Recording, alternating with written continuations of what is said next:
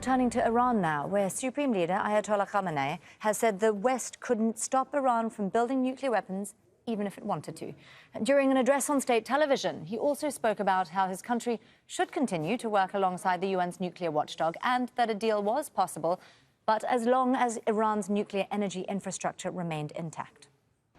They say they are concerned about nuclear weapons. They lie. They know that we are not after a nuclear weapon. The security apparatus of the US repeatedly announced that Iran is not getting after nuclear weapons. Over the past few months, twice they confessed that there is no sign that Iran is moving toward building a nuclear weapon, and this is true. Well, we are not after getting a nuclear weapon, not because we are afraid of them. This is because of our belief that it is used for mass killing, and we oppose that.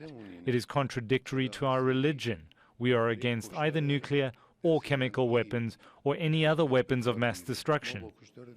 Our correspondent Dorsa Jabbari is following developments for us in Tehran. Ayatollah Ali Khamenei was addressing a group of high-ranking officials within his compound here in the capital that work on Iran's nuclear program. He was presented with the latest achievements in Iran's nuclear activities by these officials, and he took the occasion to speak extensively. And we heard from the 84-year-old for the first time acknowledging that Iran has the capabilities to build a nuclear weapon, but it does not want to do so. It is un-Islamic, as he said, and it's something that is not in the works for this country. He also took the occasion to tell the officials to continue their cooperation with the International Atomic Energy Agency, but not at the cost of going against the laws that are in place inside the country. He also took the chance to talk about any kind of a deal that could be in the works or that could come in the near future is okay with him, but it means not at the expense of stopping Iran's nuclear advancements, meaning that any kind of a deal would be more beneficial to Iran rather than Western powers. It's very unlikely that the Western powers would accept such conditions, given that the 2015 nuclear deal that was signed saw Iran basically limit severely its nuclear activities in exchange for sanctions relief, and that deal is no longer working. So there's a lot of chatter about a possible interim deal with the United States, but that seems to be very unlikely given the current climate in the country and what we just heard from Ayatollah Ali Khamenei. Well, let's bring in Mohammad Morandi. He's a professor at the University of Tehran, and he joins us now via Skype from the Iranian capital. Mohammad, this isn't the first time, I believe, that we've seen Khamenei say that Iran is capable of building a nuclear weapon. But it sounded from his comments like he was drawing lines, boundaries around his non-negotiables in any kind of talks.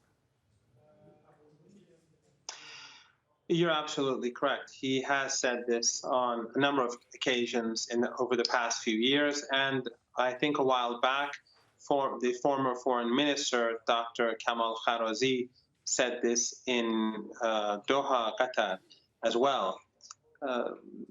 What he's basically telling the West is that Iran is not intimidated by their threats and that they cannot force Iran to give up its sovereign right. He said before as well that if Iran wanted to develop nuclear weapons, it could have done so many years ago.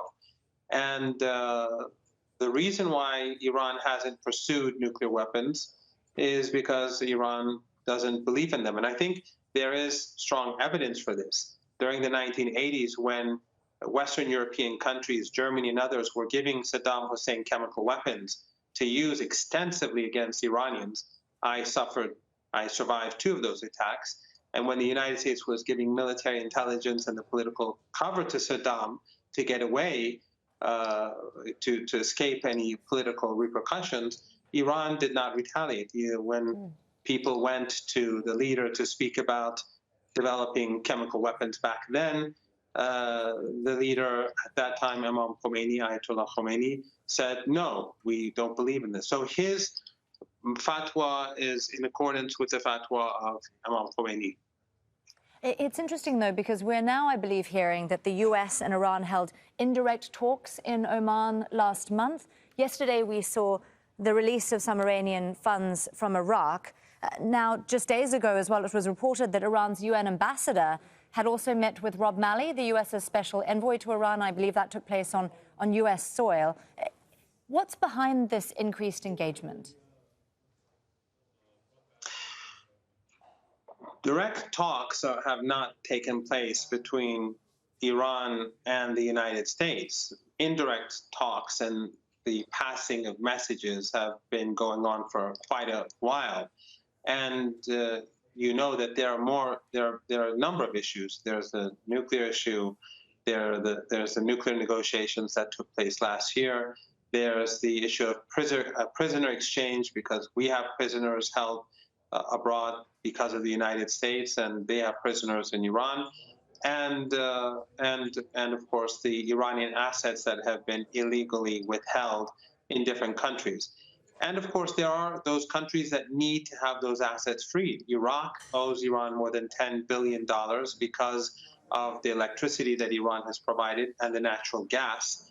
And the Iranian leader, again, and the Iranian government don't want to cut that gas, or the electricity, even though they owe Iran so much, because they don't want harm to come to ordinary Iraqis.